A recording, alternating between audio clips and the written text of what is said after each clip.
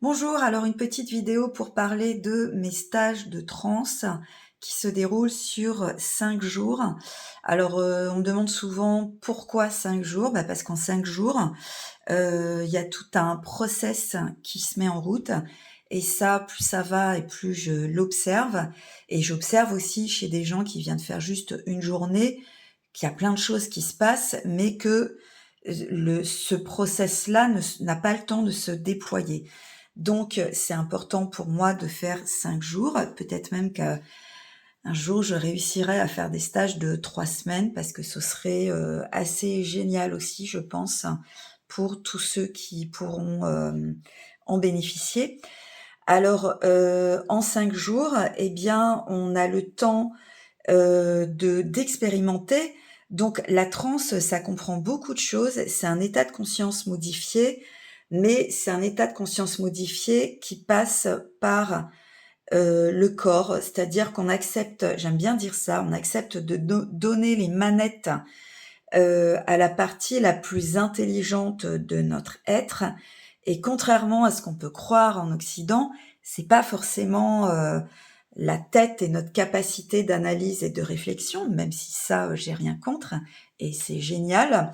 En fait, la partie la plus intelligente, de notre être, pour moi, c'est l'association corps et cœur et donc, on apprend à rentrer en transe. Enfin, on n'apprend pas, on rentre en transe, on lâche, le volant en fait et on le donne à cette part-là de nous-mêmes qui est notre part, la plus humaine et la plus intelligente et qu'est-ce qui va se passer? Cette partie-là de nous-mêmes, elle va se déployer et elle va guérir. Elle va voilà, pendant 5 jours, vous allez alors évidemment, quand je dis «guérir», c'est entre guillemets, parce que ça ne dispense pas, d'un suivi médical ou d'un suivi ou d'un traitement médical. Mais voilà, donc ça guérit à la fois, entre guillemets bien sûr, disons que ça soigne à la fois, des maux, physiques et ça, il y a vraiment des gens qui repartent et ils ont des douleurs, en moins ou nettement, atténuées et hem et ça soigne aussi, des états émotionnels, des émotions qui sont restées coincées dans le corps.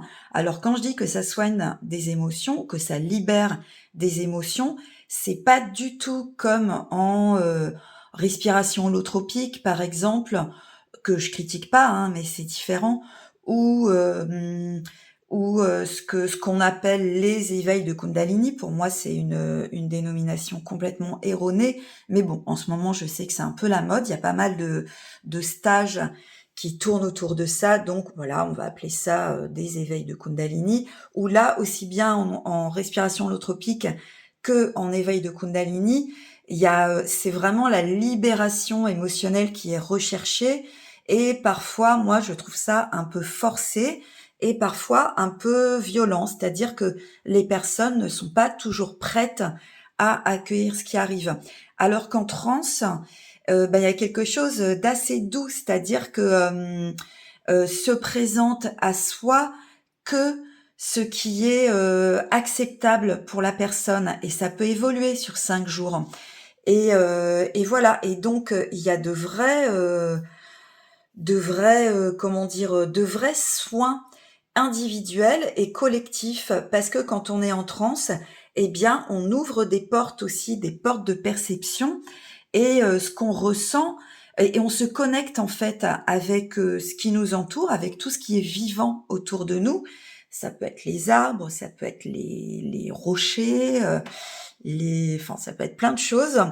Ça peut être aussi, son voisin de transe, les personnes qui sont avec nous, pour transer, donc le groupe et en fait, moi, ce que j'ai remarqué, c'est que, on se soigne individuellement, mais on soigne aussi, une autre personne dans le groupe ou alors tout le groupe soigne une personne qui en a besoin et ça, c'est quand même assez magique et c'est quand même assez réjouissant, en fait. Il y a quelque chose de, d'assez beau là-dedans, quoi et alors voilà, il y a ça.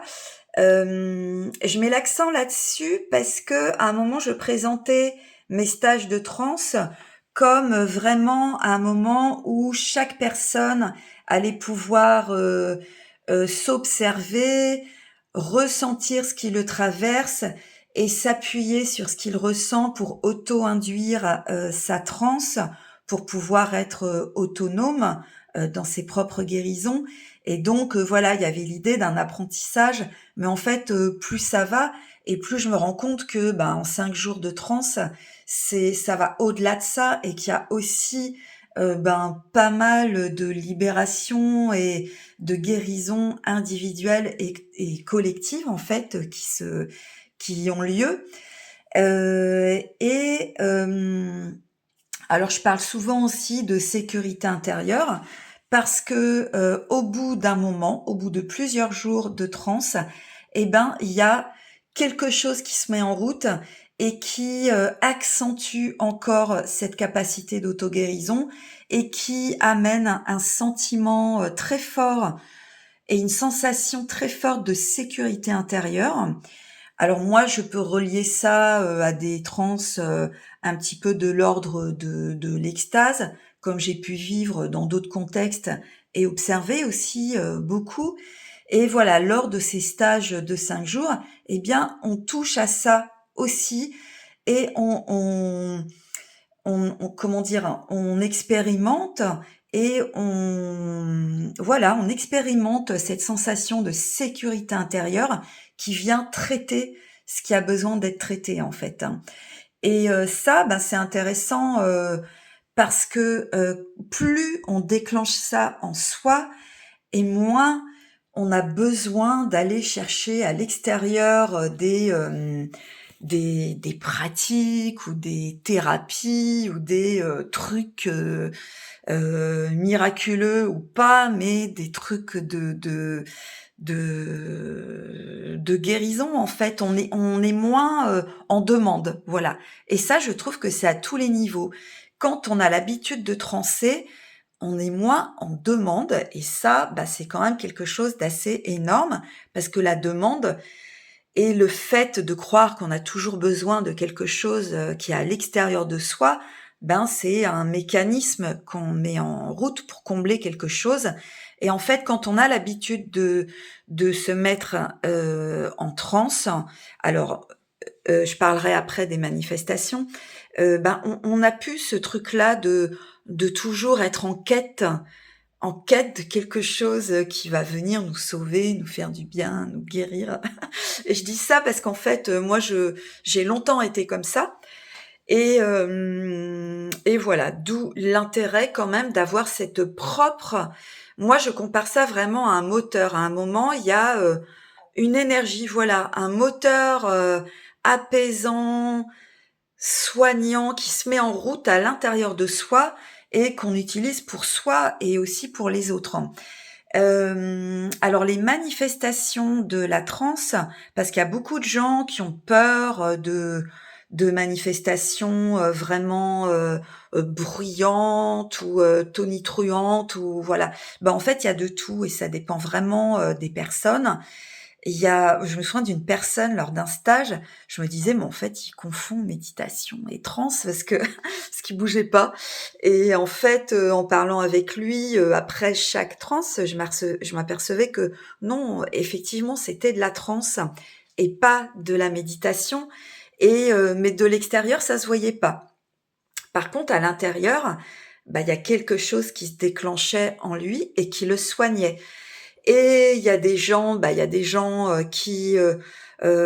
me souviens d'une dame qui tapait par terre, en fait, il y a plein de types de manifestations différentes.